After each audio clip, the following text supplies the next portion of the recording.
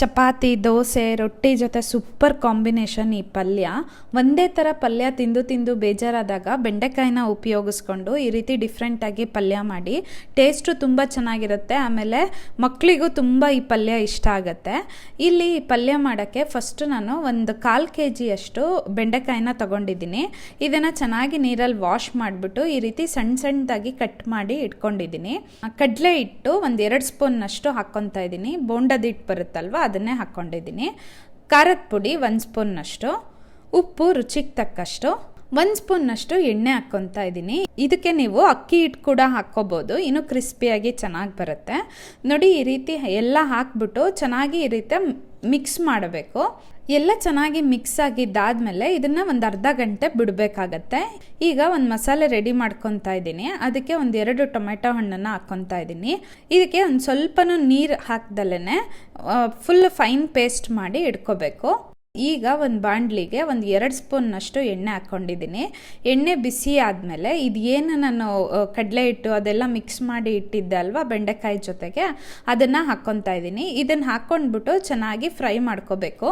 ನೀವು ಬೇಕು ಅಂದರೆ ಇದನ್ನು ಡೀಪ್ ಫ್ರೈ ಕೂಡ ಮಾಡ್ಕೋಬೋದು. ಡೀಪ್ ಫ್ರೈ ಮಾಡ್ಕೊಂಡ್ರಿ ಅಂತಂದರೆ ಇನ್ನೂ ಕ್ರಿಸ್ಪಿಯಾಗಿ ಬರುತ್ತೆ.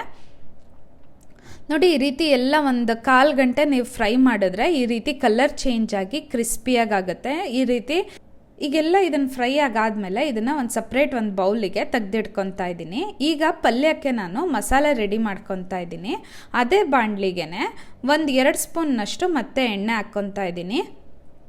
ಎಣ್ಣೆ ಸ್ವಲ್ಪ ಬಿಸಿ ಆದಮೇಲೆ 1 ಸ್ಪೂನ್ನಷ್ಟು ಜೀರಿಗೆ ಹಾಕಿದ್ದೀನಿ. ಆಮೇಲೆ ಇದಕ್ಕೆ ಈರುಳ್ಳಿ ಹಾಕ್ಕೊತಾ ಇದ್ದೀನಿ. ಇಲ್ಲಿ ಸಣ್ಣದಾಗಿ ಹೆಚ್ಚಿರೋ ಅಂಥ ಈರುಳ್ಳಿ 1 ಹಾಕ್ಕೊಂಡಿದ್ದೀನಿ. ನೀವು ಈರುಳ್ಳಿ ಕಟ್ ಮಾಡಲಿಕ್ಕೆ ಟೈಮ್ ಇಲ್ಲ ಅಂತ ಅಂದರೆ ಟೊಮೊಟೊ ಹಣ್ಣಿನ ಜೊತೆನೇ ಒಂದು ಈರುಳ್ಳಿ ಹಾಕ್ಕೊಂಡು ಪೇಸ್ಟ್ ಕೂಡ ಮಾಡಿಬಿಟ್ಟು ಹಾಕ್ಕೋಬೋದು. ಏನು ನಾನು ಇವಾಗ ಟೊಮೊಟೊ ಪೇಸ್ಟ್ ಮಾಡಿ ಇಟ್ಕೊಂಡಿದ್ದೆ ಅಲ್ವಾ, ಅದನ್ನು ಹಾಕ್ಕೊತಾ ಇದ್ದೀನಿ. ಈ ಪೇಸ್ಟ್ ಹಾಕ್ಬಿಟ್ಟು ಚೆನ್ನಾಗಿ ಮಿಕ್ಸ್ ಮಾಡ್ಕೋಬೇಕು. ಎಲ್ಲ ಚೆನ್ನಾಗಿ ಮಿಕ್ಸ್ ಆಗಿದ್ದಾದಮೇಲೆ ಸೈಡಲ್ಲೆಲ್ಲ ನೋಡಿ ಈ ರೀತಿ ಎಣ್ಣೆ ಬಿಡ್ತಾ ಬರಬೇಕು. ಸೈಡಲ್ಲಿ ಈ ರೀತಿ ಸ್ವಲ್ಪ ಎಣ್ಣೆ ಬಿಡ್ತಾ ಬಂದಾಗ ಇದಕ್ಕೆ ಉಪ್ಪು ಹಾಕ್ಕೊತಾ ಇದ್ದೀನಿ ರುಚಿಗೆ ತಕ್ಕಷ್ಟು. ಆಮೇಲೆ 1 ಸ್ಪೂನ್ನಷ್ಟು ಗರಂ ಮಸಾಲ ಪೌಡರು, 1 ಸ್ಪೂನ್ನಷ್ಟು ಕೊತ್ತಂಬರಿ ಕಾಳಿನ ಪೌಡರು, ಒಂದು ಅರ್ಧ ಸ್ಪೂನ್ನಷ್ಟು ಇಲ್ಲಿ ಖಾರದ ಪುಡಿನ ಹಾಕ್ಕೊಂಡಿದ್ದೀನಿ. ಖಾರಕ್ಕೆ ನೀವು ಎಷ್ಟು ಬೇಕೋ ಅಷ್ಟು ಹಾಕ್ಕೋಬೋದು.